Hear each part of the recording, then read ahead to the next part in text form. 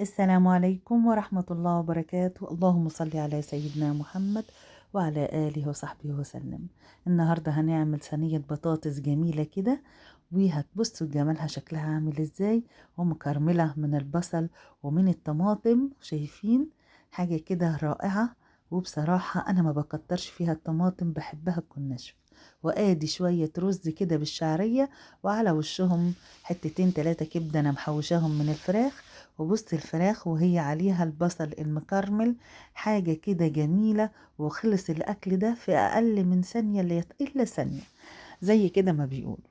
أنا أسفة إني اتأخرت عليكم، والله أنا كنت تعبانة شوية وولادي كانوا بيبدلوا مع بعضيهم، لكن بمجرد ما تعافيت فقمت جاي على طول لحضراتكم. طبعا وحشتوني. ما تيجوا نشوف الأكل الجميلة دي عملناها ازاي. بص يا ولاد، ادي فرخاية وزنها كيلو ونص، كيلو 600 جرام. غسلتها كويس جدا طبعا بالملح والليمون والسكر والدقيق. بصوا انا بوريها لكم الاتجاهين. اول حاجة هعملها فيها ان انا هفتحها كده من الظهر، وهجيب ليمونتين. دي اول حاجة هعملها فيها، هعصر عليها الليمونتين. بصوا الليمون الايام دي ميته كتير، فهيكون الليمونتين حاجة كده هتديها مزازة وجمال، وهي هتخلصها من اي ريحة. حد يقول لي انا بشمل الفراخ ريحة، انا بصراحة الفراخ بتاعتي وطريقة الطهي بتاعتي وتنظيفها ما بشملهاش ريحة خالص. عصرت الليمونتين زي ما حضراتكم شايفين كده. هجيب بصلاية كبيرة وهبشرها عندي مبشرة الشيبسي. وبصوا هنزلهم وهقدهم. بصوا يعني سمك البصل مفيش. وكل التوابل اللي حطها عليها حاجة بسيطة جدا، شوية ملح وشوية فلفل، وهكتر شوية الفلفل عشان بيديها طعم تاني، وشوية الملح. وهدبل بقى الفرخاية. هاخد البصلاية بالملح والفلفل أدعكهم ببعضيهم، وهدبل بيها الفرخاية في كل حتة يا بنات. أي جزء من الفراخ لازم يطول التتبيلة البسيطة السهلة اللي بتخليها معسلة، لأن البصل بيكرمل فيها فبيعسلها. شايفين بعد ما دعكتها كويس البصلاية والملح والفلفل، كل مكان أقدر أدخل فيه التتبيلة دي بدخلها. هي دي كل التوابل اللي انا هعملها، ولا بحط اي حاجة تاني غير ده. جربوها وهتلاقوها حاجة كده زي السكر، عشان البصل بيتكرمل وبيعسلك الفراخ. بصوا دبليها من كل ناحية بالبصلاية بالملح والفلفل. انا عايزة البصلاية والملح والفلفل تبقى في كل اتجاه من الفرخ، تتسقي بيها كلها. وهاجي بقى على الوش كده، هجيب طبق هحط بس فيه معلقة من الكاتشب زائد معلقة من العسل اهو، واحط فيه شوية واحط فيه زي نص معلقة زبدة هفرفتها كده بايدي. يبقى كاتشب، معلقة كاتشب ومعلقة عسل وشوية فلفل بساط وحتة زبدة. هو ده كل اللي بعمله. وهدهن بيه الفرخاية عشان لما احطها على صاجة الفرن من تحت تستوي، ومع ما بتستوي بتتحمر. انا اسفة، بتتحمر من فوق وبتاخد لون جميل قوي بالكاتشب وبالعسل اللي انت حطاها عليها ومعلقة الزبدة اللي انت مفرفتها. بصي بمنتهى السهولة انا كده خلصت صينية الفراخ. تعالي نعمل الصينية التانية. طالما التسوية في الفرن، يبقى هنعمل معاها صينية بطاطس كده من اللي قلبك يحبها. ادي بصلاية هقطعها كده ترانشات وعليها الملح والفلفل بتاعها. بصوا همسك البصلاية هدبلها. انا بجهز حاجاتي كلها في نفس الصينية، وبمسك بقى جزء جزء كده ادبله مع بعض. بعد ما بدبل البصل بالملح والفلفل هدخل عليه بصوا كده خلاص اتدبل. هدخل عليه فصين الثوم اللي انا جايباهم من الديب فريزر اهو، برضو همزجها بيها اهو وادبلها بيها. دي بتدي لصينية البطاطس تيستي كده رائع رائع اهو.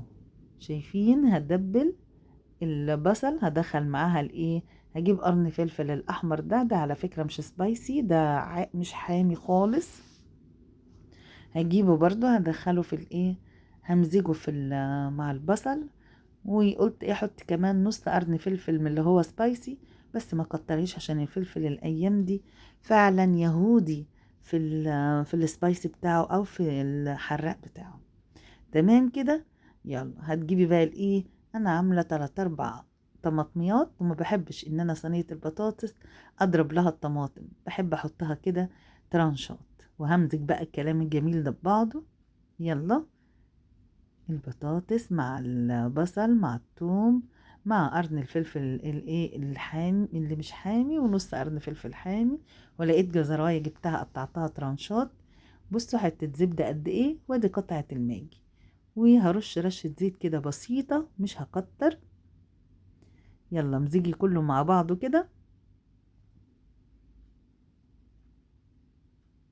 وهتكوني بقى مجهزه البطاطس بتاعتك ترانشات كده، هتقشريها وتعمليها ترانشات. طبعا كل واحد حسب ايه افراد اسرته، انا عامله زي كيلو بطاطس او كيلو الا. بصي سمك البطاطسايه، بصي ما كله سمك واحد عشان تستوي سوا واحد، ما تلاقيش حاجه اتهرت وحاجات لسه معجره او ناشفه. تمام. يلا، هي دي كل البطاطس اللي انا ايه قشرتها، يبقى بطاطستين كبار يا اما 3 متوسطين. امزجي بقى كل الكلام الجميل ده كده مع بعضه.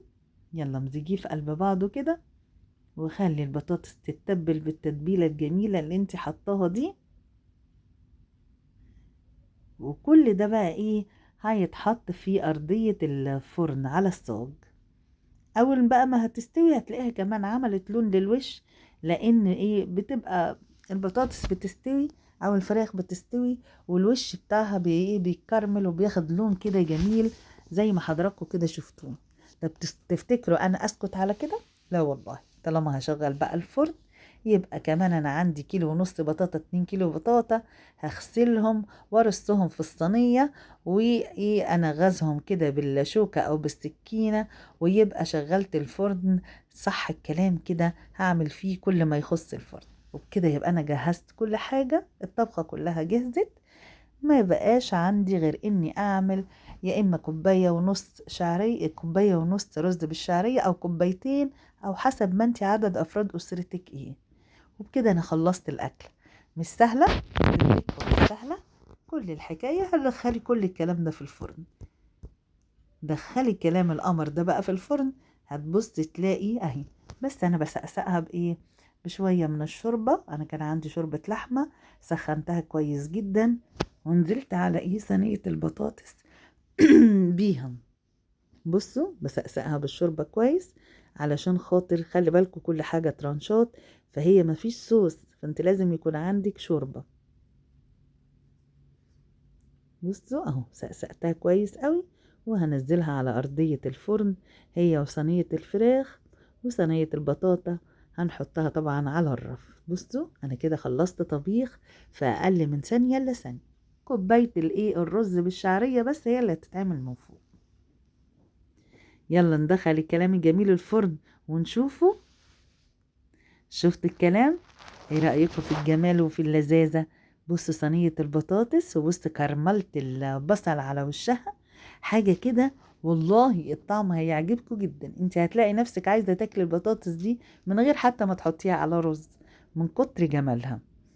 شايفين كرملة الايه البصل، وشايفين الجزراية بتخليها زي السكر، وشايفين ادت صوص كتير ازاي، برغم ان انا عامله 3 4 طماطميات ترانشات.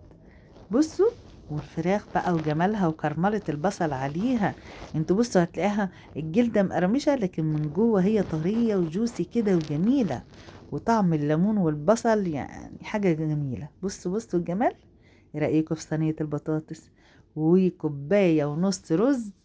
بصوا انا هعمل لكم زوم اهو على صينيه البطاطس عشان تعيشوا اللي انا شايفاه، ريحه وطعم وجمال. وطبعا قلنا قبل ما البق بياكل العين بتشوف. بصوا الجمال.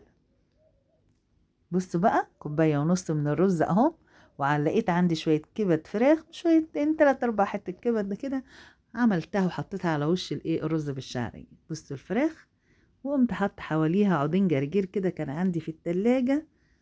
بصوا الجمال.